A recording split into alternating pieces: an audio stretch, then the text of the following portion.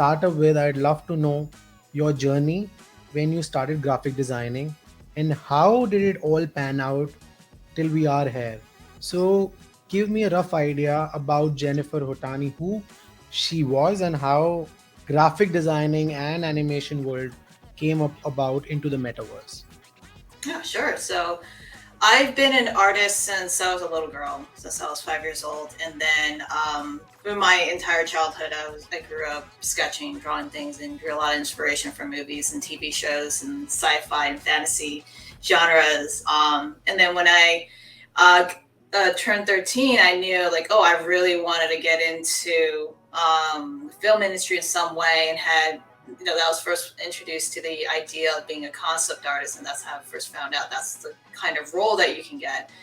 And then I started my company many years later, in 2015, actually due to circumstances that I couldn't get a job.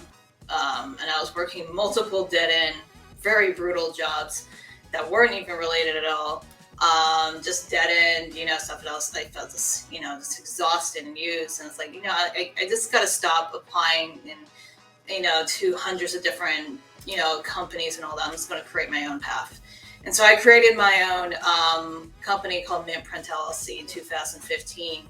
And that's where I decided, okay, I'm going to put all my energy to be a graphic designer and video editor, or doing other services such as web design, and finding people that would need my services, and that actually worked out pretty well because in my area here in Myrtle Beach, there's not a lot of people that really have a lot of those technical skills.